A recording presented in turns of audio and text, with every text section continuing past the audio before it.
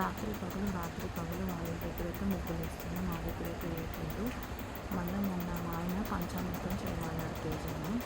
అయితే అంటే వాళ్ళు మానేస్తున్న దగ్గర నుంచి చేయలేదంట. అది చేయడానికి 1000 రూపాయలు ఖర్చు అయిపోయిందంట అని 10 మంది 10 సార్లు చెప్తుంది.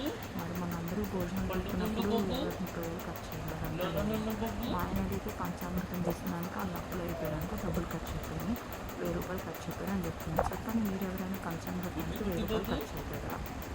అది ఒకటి. ఇంకోటి వాళ్ళు చేసుకున్నారు, వాళ్ళు మళ్ళీ పని పెట్టుకున్నారు. మా తమ్ముడు ఒక గిన్నెలో గ్లాసులో చేసుకోవచ్చు, డబ్బరాడు చేశాడు మా తమ్ముడు, అందరికి పంచి పెట్టుకున్నాడు.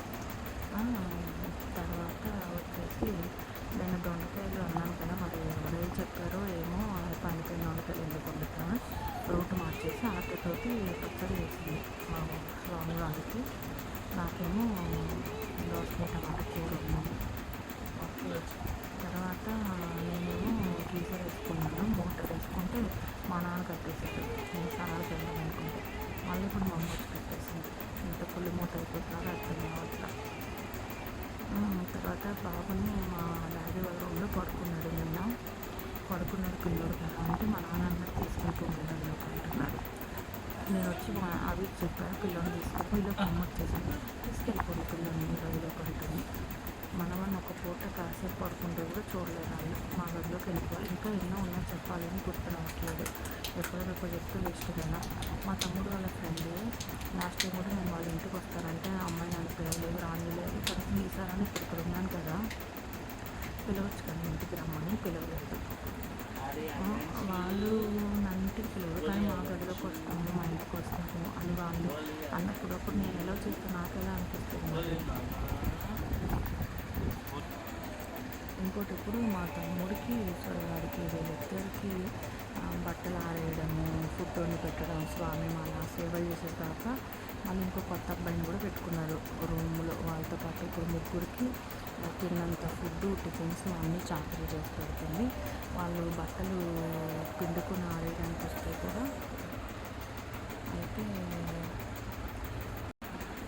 అయితే వేరే కొత్త కన్యాస్వామిని తెచ్చిపెట్టుకుని తిన్నంత ఫుడ్, మళ్ళీ వాళ్ళు బట్టలు నెలలో పిండేదానికన్నా ముందు ఇవిడే సరుకు అంతా రెడీ చేసుకుంటుంది.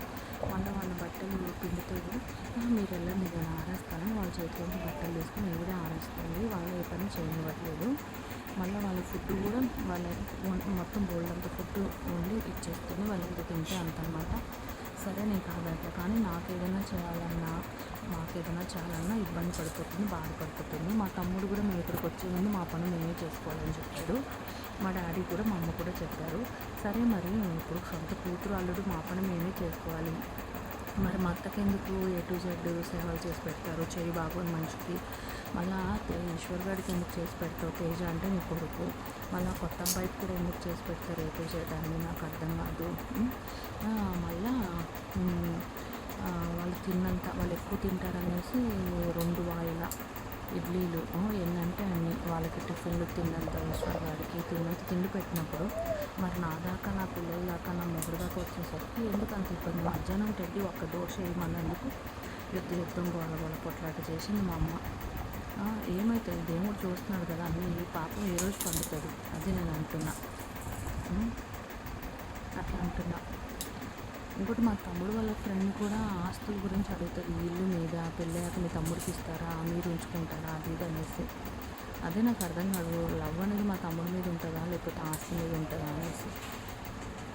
అంతే కదా, మరి సొంత తల్లిదండ్రులు ఇవ్వట్లేదు, రేపు పెళ్ళైన తర్వాత వాళ్ళ పిల్లం వచ్చి ఇంకా నాకు ఇల్లు వాకిళ్ళు నాకు ఇస్తారా, నాకు అట్లా అంటున్నాను నేను. అలా ఊరందరికీ అన్నీ చేయడానికి ఉంది కానీ నా దాకా వస్తుంది, నీకు కనపడితే చాలు బట్టలు మడతపెట్టు, ఆ పని ఈ పని అన్ని పనులు చెప్తుంది నాకైతే. పిల్లడు బాత్రూమ్ వెళ్ళినా అవి నిద్రపోతున్నా లేపి మేమే చూసుకోవాలి, పిల్లల్ని వాళ్ళు మాత్రం చూసుకోరు. కనీసం పిల్లోడు పడుకుంటే కూడా రూమ్లోకి తీసుకెళ్తామని చెప్తారు. ఇంకో విషయం, అవినాష్ వాళ్ళ పేరెంట్స్ వాళ్ళ అక్క ఫోన్ చేస్తే ఆయన మాట్లాడుకోవచ్చు కదా, నన్ను చూపించొద్దంటే నన్ను చూపిస్తాడు, నాకు అర్థం కాదు. పిల్లడు నా పక్కన ఉంటే నేను దిగి ఎత్తుంటే కూడా మళ్ళీ నన్ను చూపిస్తున్నాడు, నాకు అర్థం కాదు. ఫోన్లో పడుతుందంటే కూడా చూపిస్తున్నాడు, ఇంకేం చేయాలి.